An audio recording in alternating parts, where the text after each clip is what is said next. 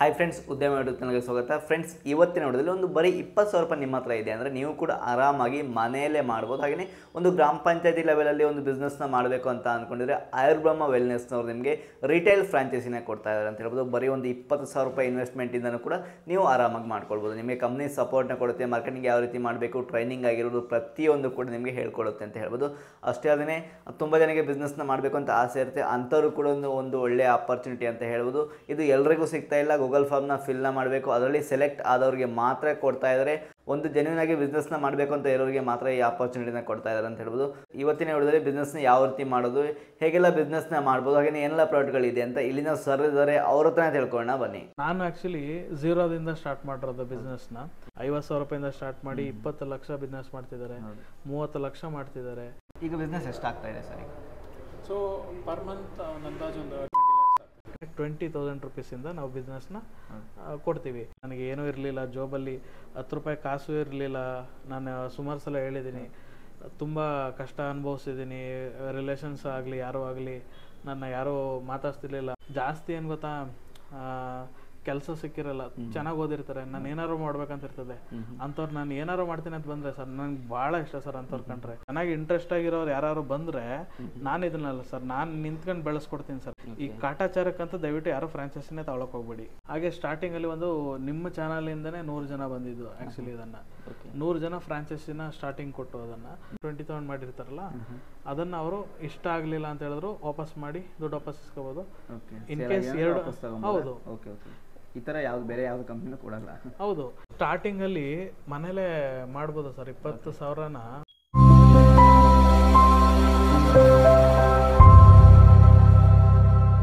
Friends, ನಮ್ಮ ಈಗ Ayurbrahma ವೆಲ್ನೆಸ್ನ Bharat sir ಇದ್ದಾರೆ. ಸರ್ ನಮಸ್ತೆ. ನಮಸ್ತೆ ಸರ್. ಸರ್, ನಮಗೆ ಕಂಪ್ನಿ ಬಗ್ಗೆ ಗೊತ್ತು, ನಮ್ಮ ವೀಕ್ಷಕರಿಗೂ ಆಲ್ರೆಡಿ ಗೊತ್ತಿದೆ. ಆದರೂ ಒಂದ್ಸರಿ ನಿಮ್ಮ ಕಂಪ್ನಿ ಬಗ್ಗೆ ನಮ್ಮ ವೀಕ್ಷಕರಿಗೆ ತಿಳಿಸ್ಕೊಟ್ಬಿಡಿ ಸರ್. ನಮ್ಮ ಕಂಪ್ನಿ ಆಯುರ್ಬ್ರಹ್ಮ ವೆಲ್ನೆಸ್ ಅಂತ ಮೈಸೂರು ಬೇಸ್ಡ್ ಕಂಪ್ನಿ. ಇವಾಗ ಬ್ಯಾಂಗ್ಳೂರ್ಲೂ ಕೂಡ ಸ್ಟಾರ್ಟ್ ಮಾಡಿರೋಂಥದ್ದು. ಆ್ಯಕ್ಚುಲಿ ಅದು ಸ್ಟಾರ್ಟಿಂಗಲ್ಲಿ ಒಬ್ಬನೇ ಸ್ಟಾರ್ಟ್ ಮಾಡೋದಂಥ ಕಂಪನಿ ಇವಾಗ ತುಂಬ ದೊಡ್ಡ ಕಂಪ್ನಿ. ಈಗ ಯಾರಿಗೆ ಆಯುರ್ಬ್ರಹ್ಮ ಅಂತ ಹೇಳಿದ್ರೂ ಗೊತ್ತಿರೋಂಥದ್ದು. ಈ ಥರ ನಾವನ್ನ ಬ್ರ್ಯಾಂಡ್ನ ಬೆಳೆಸಿರೋ ಅಂಥದ್ದು. ನಾನು TV 9 ಕೂಡ ನೋಡಿದ್ದೆ. ಮತ್ತು ಸಣ್ಣದಾಗಿ 4 ಬಾಟ್ಲ್ ಇಟ್ಕೊಂಡು ಸ್ಟಾರ್ಟ್ ಮಾಡ್ದ ಅಂಥವ್ರು ಈಗ ಹತ್ತತ್ರ ಅರೌಂಡ್ 1 ಲಕ್ಷ ಪೀಸಸ್ ಹೋಗ್ತಾರಂಥದ್ದು ಇವಾಗ ಪ್ರಾಡಕ್ಟ್ ಆಗಲಿ. ನಮ್ಮಲ್ಲಿ ಸ್ಟಮಕ್ ಕೇರಿಂದ ಸ್ಟಾರ್ಟ್ ಮಾಡಿ ಇವಾಗ ಆರ್ಮೆ ಶುಗರ್ಗೆ ಅಂತಲೇ ಪ್ರಾಡಕ್ಟ್ನ ಸ್ಟಾರ್ಟ್ ಮಾಡಿ ಹೋಗ್ತಾರಂಥದ್ದು. ಇಂಟ್ರೊಡಕ್ಷನ್ ನಾನು ಆಲ್ಮೋಸ್ಟ್ ಅಲ್ಲಿ ತುಂಬ ಕಡೆ ಕೊಟ್ಟಿರೋದ್ರಿಂದ ಸಾಕನ್ಸ್ಕೊತೆ. ಈ ಬೆಂಗಳೂರಿನಲ್ಲಿ ಆಫೀಸಲ್ಲಿ ಇದೆ ಇವಾಗ ಹೊಸದಾಗಿ ಗಿರಿನಗರದಲ್ಲಿ ಇವಾಗಷ್ಟೇ ಸ್ಟಾರ್ಟ್ ಮಾಡಿರುವಂಥದ್ದು. ನಾವು ಆ್ಯಕ್ಚುಲಿ ಕರ್ನಾಟಕದಲ್ಲಿ ನಾವೇ ಟಾಪ್ ಇರುವಂಥದ್ದು ಆಯುರ್ವೇದದಲ್ಲಿ. ಈಗ ನಾವು ಆಲ್ ಓವರ್ ಇಂಡಿಯಾ ನಾವು ಮೂವ್ ಮಾಡೋಣ ಅಂತೇಳಿ ಬ್ಯಾಂಗ್ಳೂರ್ ಸಿಟಿಗೆ ಆಫೀಸ್ನ ಮಾಡಿರುವಂಥದ್ದು ಇವಾಗ. ಓಕೆ, ಸ್ವಲ್ಪ ದಿನ ಹಿಂದೆ ಫ್ರಾಂಚೈಸಿ ಕೊಡೋದು ನಿಲ್ಸಿದ್ರಿ ಅನ್ಸುತ್ತೆ, ಇವಾಗ ಮತ್ತೆ ಫ್ರಾಂಚೈಸಿ ಕೊಡೋದಕ್ಕೆ ಮುಂದಾಗಿದ್ರೆ ಯಾಕೆ ಸರ್? ಸರ್, ಫ್ರಾಂಚೈಸಿ ಯಾಕೆ ಸ್ಟಾಪ್ ಮಾಡ್ದೆ ಅಂತ ಹೇಳಿದ್ರೆ ಸರ್, ಇವಾಗ ಸ್ವಲ್ಪ ಜನ ಬಂದಿರ್ತಾರೆ. ನಾನು ಆ್ಯಕ್ಚುಲಿ ಝೀರೋದಿಂದ ಸ್ಟಾರ್ಟ್ ಮಾಡಿರೋದು ಬಿಸ್ನೆಸ್ನ. ನಾನು ಝೀರೋದಿಂದ ಸ್ಟಾರ್ಟ್ ಮಾಡಿರೋಂಥ ವ್ಯಕ್ತಿ. ನನಗೆ ಕಷ್ಟಗಳು ಏನು ಅಂತ ಗೊತ್ತು. ಬಿಸ್ನೆಸ್ ಅಂತ ಹೇಳಿದ್ರೆ ಹೇಗೆ ಕಷ್ಟಗಳು ಹೇಗೆ ಎತ್ಕೊಂಡು ಹೋಗೋದು, ಮತ್ತು ಬಿಸ್ನೆಸ್ ಹೇಗಾಗಬೇಕು, ಮತ್ತು ನಾನು ಹೇಗೆ ಬಿಲೀವ್ ಮಾಡಿದ್ದೀನಿ ಇದೆಲ್ಲ ಬೇಕು. ಹಾಗೆ ಸ್ಟಾರ್ಟಿಂಗಲ್ಲಿ ಒಂದು ನಿಮ್ಮ ಚಾನಲಿಂದನೇ 100 ಜನ ಬಂದಿದ್ದು. ಆ್ಯಕ್ಚುಲಿ ಇದನ್ನು 100 ಜನ ಫ್ರಾಂಚೈಸಿನ ಸ್ಟಾರ್ಟಿಂಗ್ ಕೊಟ್ಟು ಅದನ್ನು ಫಸ್ಟ್ ನಾವೇನು ಮಾಡ್ಬೇಕಂತ ಹೇಳಿದ್ರೆ ಅವ್ರನ್ನ ನಾವು ಸೆಟ್ಲ್ ಮಾಡ್ಬೇಕು. ಅವ್ರನ್ನ ಸೆಟ್ಲ್ ಮಾಡೋದಲ್ದೇ ಒಬ್ಬರು ಬಂದರು ಅವ್ರನ್ನ ಇಟ್ಟರು ಇನ್ನೊಬ್ರನ್ನ ಕರ್ಕೊಂಡು ಈ ಥರ ಚೆನ್ನಾಗಿರಲ್ಲ.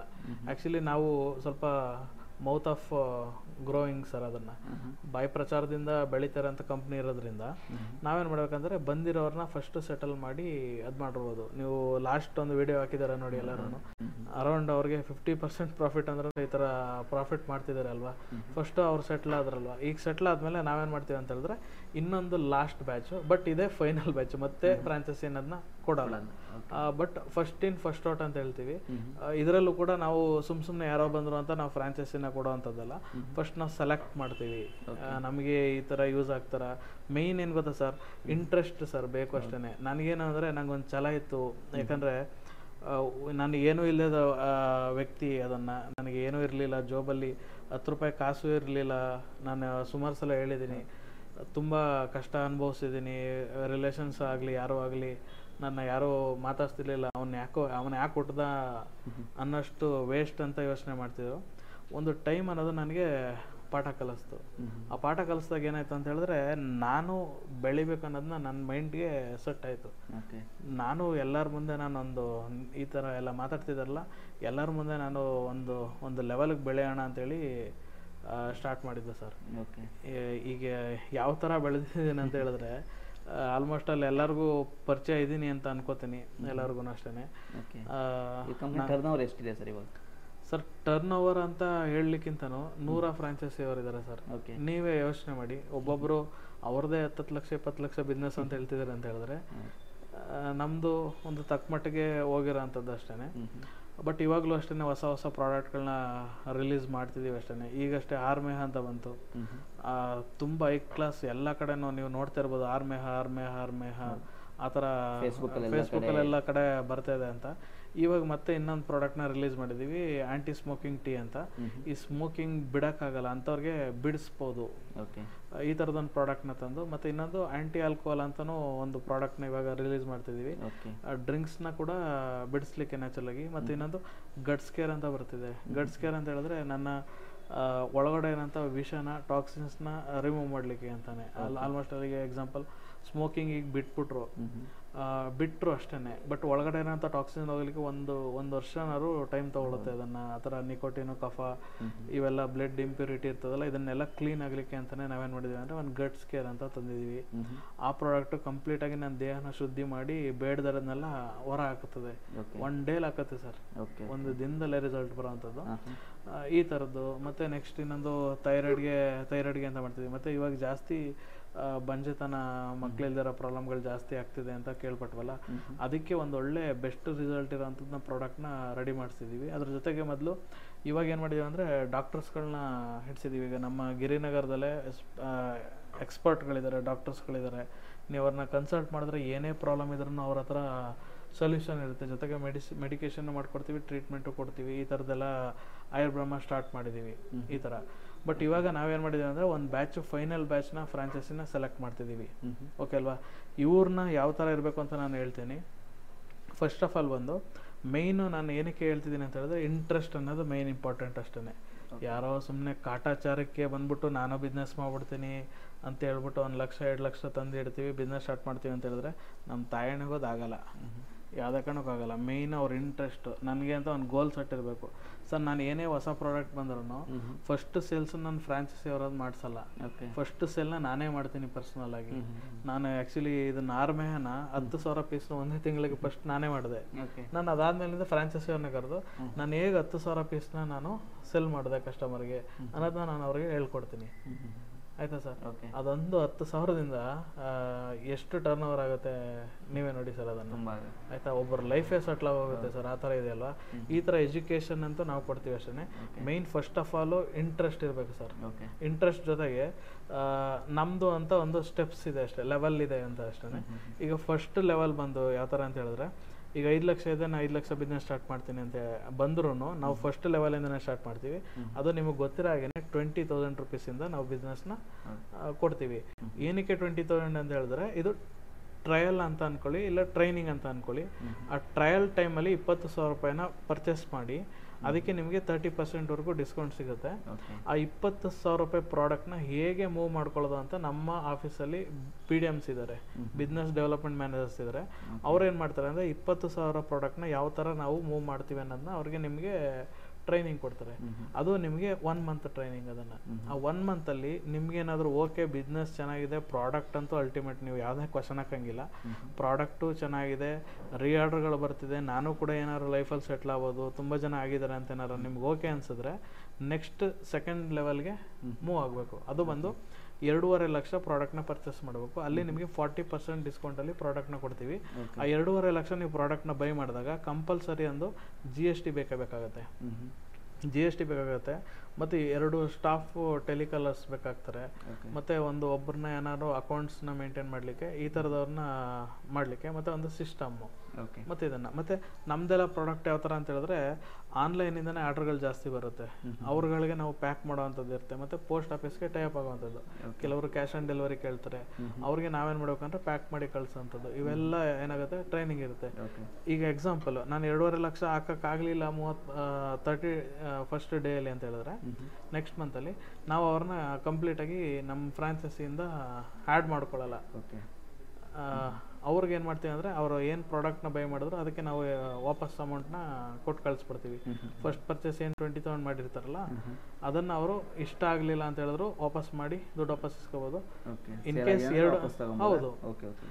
ಈ ಥರ ಯಾವ್ದು ಬೇರೆ ಯಾವ ಕಂಪ್ನಿನೂ ಕೊಡಲ್ಲ. ಹೌದು. In case second level purchase ಮಾಡಿರ್ತಾರಲ್ಲ ಮಾಡಲಿಲ್ಲ ಅಂದ್ರೂ ಅವ್ರನ್ನ ನಾವು ನಮ್ಮ ಎಂಟ್ರಿಗೆ ತಗೊಳ್ಳಲ್ಲ. ಓನ್ಲಿ ಫಸ್ಟ್ ಲೆವೆಲಲ್ಲಿ 20,000 ರೂಪಾಯಿಗೆ ಲರ್ನಿಂಗ್ ಮಾಡಲಿ, ಬ್ಯಾಡವಾ ವಾಪಸ್ ಕೊಡಲಿ, ನಾನು ಏನು 1 ರೂಪಾಯಿ ಕಟ್ ಮಾಡಲ್ಲ.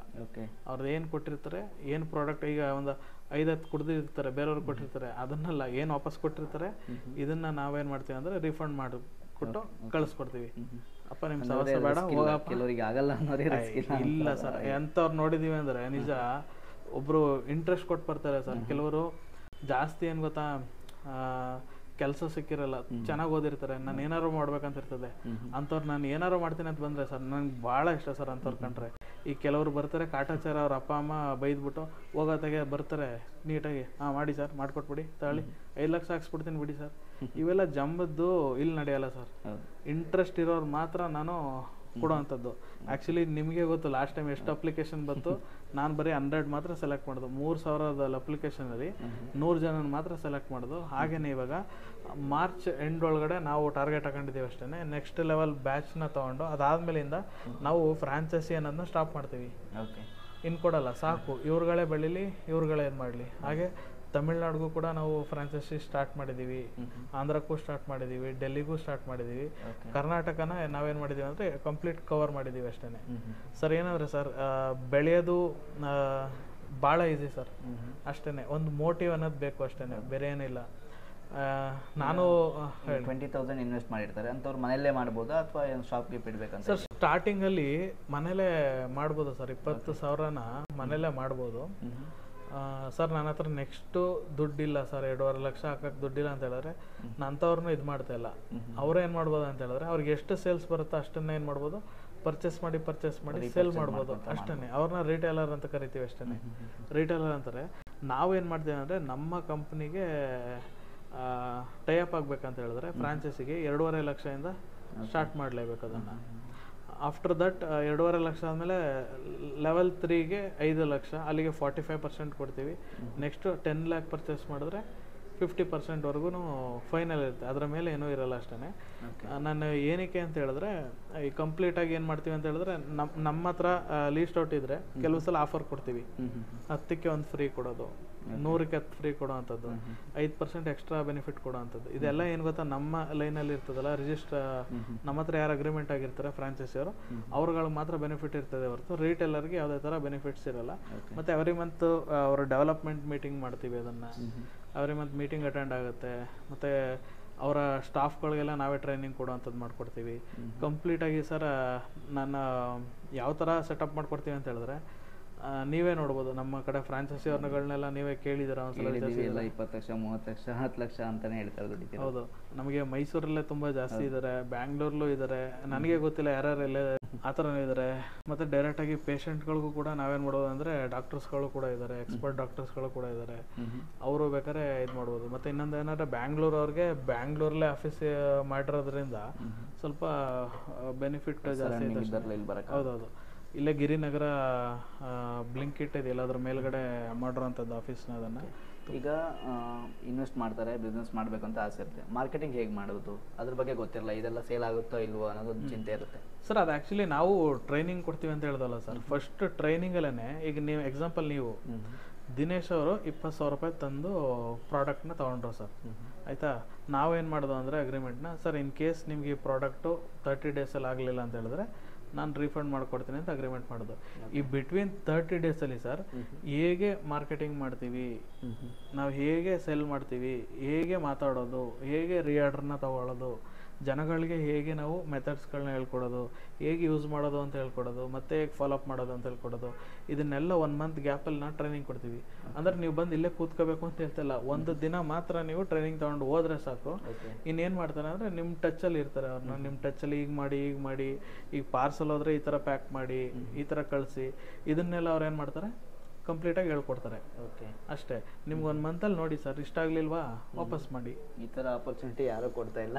ಮತ್ತೆ ಇನ್ನೊಂದು ಏನು ಗೊತ್ತಾ ಸರ್, ಹಣೆ ಬರದಲ್ಲಿ ನಿಜವಾಗ್ಲೂ ಬರೆದಿರಬೇಕು. ನಮ್ಮ ಆಯುರ್ಬ್ರಹ್ಮ ಮಾಡ್ಬೇಕಂತ ಹೇಳಿದ್ರೆ ರಿಯಲಿ ಹಣೆ ಬರದಲ್ಲಿ ಬರೆದಿರಬೇಕು. ಯಾಕಂತ ಹೇಳಿದ್ರೆ ನಾನು ಹೇಳಿದ್ನಲ್ಲ ಸರ್, ಚೆನ್ನಾಗಿ ಇಂಟ್ರೆಸ್ಟ್ ಆಗಿರೋರು ಯಾರು ಬಂದರೆ ನಾನು ಇದನ್ನಲ್ಲ ಸರ್, ನಾನು ನಿಂತ್ಕೊಂಡು ಬೆಳೆಸ್ಕೊಡ್ತೀನಿ ಸರ್, 100% ಬೆಳೆಸ್ಕೊಡ್ತೀನಿ. ಈ ಕಾಟಾಚಾರಕ್ಕಂತ ದಯವಿಟ್ಟು ಯಾರು ಫ್ರಾಂಚೈಸಿನೇ ತಗೊಳಕ್ ಹೋಗ್ಬೇಡಿ. ಕಾಟಾಚಾರಕ್ಕೆ ಮಾಡಬೇಕು ಇಟ್ಕೊಂಡು ಮಾಡಿದಲ್ಲ. ಹೌದು ಸರ್, ಒಂದು ಪ್ರಾಡಕ್ಟ್, ಒಂದೇ ಪ್ರಾಡಕ್ಟನ್ನು 4 ಬಾಟ್ಲು ನಾನು ಅದನ್ನು ಫೋಟೋ ಕಳಿಸ್ತೀನಿ ನೋಡಿ. ಆ ಥರ ಇರೋಂಥ ವ್ಯಕ್ತಿ ಏನು ಒಬ್ಬರು ಟಚ್ ಇರಲಿಲ್ಲ. ನಾನೇ ಕೆಳಗಡೆ ಬಾಡಿಗೆ ಮನೇಲಿ ಕಾರ್ ಶೆಡ್ ಇರೋ ಕಡೆ ಒಂದು ಸ್ಟಾರ್ಟ್ ಮಾಡಿದ್ದು ಅಷ್ಟೇ. ನಾನು ಹೇಗೆ ಬೆಳೆದೆ ಅಂದರೆ ಸರ್, ಅದೆಲ್ಲ ನನ್ನ ಇಂಟ್ರೆಸ್ಟ್ ಮೇಲೆ ಸರ್ ಅಷ್ಟೇ. ಅದ್ರ ಜೊತೆಗೆ ನಮ್ಮ ಆಲೋಕೆ ಸರ್ ಇದಾರಲ್ಲ, ಅವ್ರದ್ದು ಸಾಂಗ್ ಕೇಳಿದೆ ಅಷ್ಟೇ. ನೀನು ಯಾವ ಸಾಂಗ್ ಸರ್ ಹ್ಯಾಪಿ ಆಗಿದೆ ಅಂತ ಸಾಂಗ್ ಬರ್ತದೆ, ಅದನ್ನು ಅದೆಷ್ಟು ಮೋಟಿವ್ ಆಯ್ತು ಅಂತ ಹೇಳಿದ್ರೆ ನಾನು ಡೈಲಿ ಎದ್ದ ತಕ್ಷಣ ಹಾಡು ಕೇಳುವೆ. ಅದನ್ನು ಹಾಡು ಕೇಳಿ ಕೇಳಿ ಕೇಳಿ ಕೇಳಿ ಈಗ ಯಾವ ಥರ ಆಗಿದೆ ಅಂತಾರೆ. ಈಗ ಅವರೇ ನಮ್ಮ ಪ್ರಾಡಕ್ಟ್ನ ಯೂಸ್ ಮಾಡಿ ನಾನು ಅವ್ರಿಗೆ ಹೇಳಿದೆ, ಸರ್ ನಾನು ಈ ಥರ ನಿಮ್ಮಿಂದನೇ ನಾನು ಬೆಳೆದಿದ್ದೆ ಅಂತ ಹೇಳಿದ್ಮೇಲೆ ಈಗ ನನಗೆ ತುಂಬ ಕ್ಲೋಸ್ ಫ್ರೆಂಡ್ ಆಗ್ಬಿಟ್ಟಿದ್ದಾರೆ ಅವರು. ಓಪನಿಂಗಿಗೂ ಬಂದಿದ್ರು. ಹೌದು, ಓಪನಿಂಗು ಬಂದಿದ್ದರು. ಮತ್ತು ಮಂಗಳೂರಿಗೂ ಬಂದಾಗೆಲ್ಲ ಮನೆಗೆ ಬರ್ತಾರೆ ಅವರು. ಈ ಥರ ಅವ್ರ ಮನೆಗೆ ಬಂದಾಗ, ಬ್ಯಾಂಗ್ಳೂರು ಬಂದಾಗೆಲ್ಲ ನಾವು ಅವ್ರ ಮನೆಗೆ ಬರ್ತೀವಿ. ಈ ಥರ ಫ್ರೆಂಡ್ ಆಗೋದ್ರು. ಹಾಗೆ ತುಂಬ ಜನ ಪೊಲಿಟಿಷಿಯನ್ಸ್ಗಳೆಲ್ಲ ನಮ್ಮ ಪ್ರಾಡಕ್ಟ್ನ ಯೂಸ್ ಮಾಡ್ತಿದ್ದಾರೆ. ನಮ್ಮ ಓಪನಿಂಗ್ಸ್ಗೂ ಕೂಡ ಬಂದಿದ್ದರು. ನಮ್ಮ ವಾಕಿನ್ಸ್ ಫಿಲಮ್ ಆ್ಯಕ್ಟರ್ಸ್ಗಳೆಲ್ಲ ತುಂಬ ಜನ ಪ್ರೆಸೆಂಟ್ ಯೂಸ್ ಮಾಡ್ತಿದ್ದಾರೆ. ಅದು ಹೇಗೆ ಆಗ್ತಿದೆ ಅಂತ ಹೇಳಿದಾಗ ನೆನ್ನೆ ಒಬ್ಬರು CM ಇಬ್ರಾಹಿಂ ಅವರು ಆರ್ಮೆಹ ಪರ್ಚೇಸ್ ಮಾಡಿದ್ರು ಫೋನ್ ಮಾಡಿ ತಗೊಂಡು. ಈ ಥರ ಪ್ರಾಡಕ್ಟ್ ದಮ್ಮಿದೆ. ನೀವು ಪ್ರಾಡಕ್ಟ್ ಒಂದು ಮಾತು ಹೇಳಂಗಿಲ್ಲ, ಅಷ್ಟು ಪವರ್ಫುಲ್ ಆಗಿರೋಂಥ ಪ್ರಾಡಕ್ಟು. ಅದ್ರ ಜೊತೆಗೆ ನಾವು ಒಂದು ಮಾರ್ಕೆಟಿಂಗ್ ಸಿಸ್ಟಮ್ ಮಾಡಿದ್ದೀವಲ್ಲ ಸರ್, ಈ ಮಾರ್ಕೆಟಿಂಗ್ ಸಿಸ್ಟಮ್ ಯಾವ ಥರ ಅಂತ ಹೇಳಿದ್ರೆ ನಾನು ಕುಂತಿರೋ ಕಡೆ ಫೋನ್ ಬರುತ್ತೆ ಸರ್. ಓಕೆ, ಈಗ ಎಕ್ಸಾಂಪಲ್ಲು ಕೆಲವ್ರಿಗೆ ಮಾರ್ಕೆಟಿಂಗ್ ಯಾವ ಥರ ಮಾಡ್ತಾರೆ ಅಂತ ಹೇಳಿದ್ರೆ ಸುಮ್ಮನೆ ಒಂದಷ್ಟು ಲೀಸ್ಟ್ ಕೊಟ್ಬಿಡ್ತಾರೆ. ನೋಡಿ ಇದು ಶುಗರ್ ಇರೋರ್ ಲೀಸ್ಟು, ಇದನ್ನು ತಗೊಂಡು ನೀವು ಫೋನ್ ಮಾಡಿ ಅಂತ ಕೊಟ್ಬಿಡ್ತಾರೆ ಸರ್. ಬೇರೆ ಕಂಪ್ನಿಗಳಲ್ಲಿ ನಾನು ನೋಡಿರೋಂಥದ್ದು, ನಾನು ಮಾಡಿದ್ದೀನಿ, ಇಲ್ಲ ಅಂತ ಕೇಳಿ. ನಮ್ಮ ಕಂಪ್ನಿಲಿ ಯಾವ ಥರ ಅಂತ ಹೇಳಿದ್ರೆ ನನ್ನ ಫೋನ್ ನಂಬರ್ನ ಸುಮ್ಮನೆ ಹಾಕಿದ್ರು, ಫೇಸ್ಬುಕ್ ಅಥವಾ ಯೂಟ್ಯೂಬ್ಗೆ ಹಾಕಿದ್ರು ಕಸ್ಟಮರೇ ನನಗೆ ಫೋನ್ ಮಾಡ್ತಾರೆ. ನನಗೆ ಶುಗರ್ ಇದೆ ಅಂತ ಅವರೇ ಫೋನ್ ಮಾಡ್ತಾರೆ ಸರ್. ಓಕೆ, ನೀವು ಯಾರಿಗಾರು ಫೋನ್ ಮಾಡ್ಬಿಟ್ಟು ನಿಮಗೆ ಶುಗರ್ ಇದೆಯಾ ನಮ್ಮ ಹತ್ರ ಮೆಡಿಸಿನ್ ಅಂತ ಹೇಳಿದಾಗ ಅದು ಈಸಿ ಆಗುತ್ತಾ? ಯಾರೇ ಕಸ್ಟಮರ್ ಡೈರೆಕ್ಟಾಗಿ ನನಗೆ ಫೋನ್ ಮಾಡಿಬಿಟ್ಟು ನೋಡಪ್ಪ ನನಗೆ ಶುಗರ್ ಇದೆ ಕಣಪ್ಪ, ನಿಮ್ಮ ಮೆಡಿಸಿನ್ ಯಾವ್ದು ತಗೋಬೇಕು ಅಂತ ಕೇಳಿದಾಗ ಹೇಳಿ ಸೇಲ್ ಮಾಡೋದು ಈಸಿ ಇರ್ತದೆ.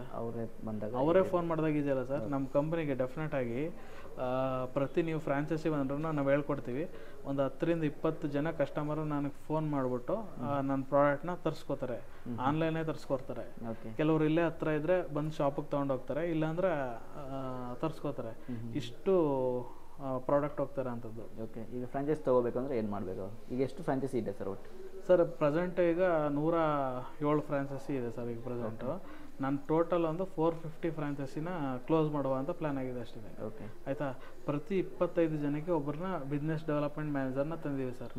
ಆ ಬಿಸ್ನೆಸ್ ಡೆವಲಪ್ಮೆಂಟ್ ಮ್ಯಾನೇಜರು ಅವ್ರ ವರ್ಕ್ ಏನು ಅಂದರೆ ನಿಮಗೆ ಒಂದು ತಿಂಗಳಿಗೆ ಒಂದು 5 ಲಕ್ಷ ಸೇಲ್ಸ್ನ ಹೇಗೆ ಮಾಡ್ಕೊಡೋದು ಅನ್ನೋದನ್ನ ಟ್ರೈನಿಂಗ್ ಕೊಡೋದೇ ಅವ್ರದ್ದು ಜಾಬ್ ಅಷ್ಟೇ. ಓಕೆ ಓಕೆ, ಆಯಿತಾ. ಈಗ ನೀವೇ ಮ್ಯಾನೇಜರ್ ಕರ್ಕೊಂಡು ವರ್ಕ್ ಮಾಡಿಸೋದಕ್ಕಿಂತನೂ ನಾವೇ ಒಬ್ಬರು ಮ್ಯಾನೇಜರ್ನ ಕೊಟ್ಟಿದ್ದೀವಿ ಸರ್. ಅವರೇ ಏನು ಮಾಡ್ತಾರೆ ಅಂದರೆ ನಿಮಗೆ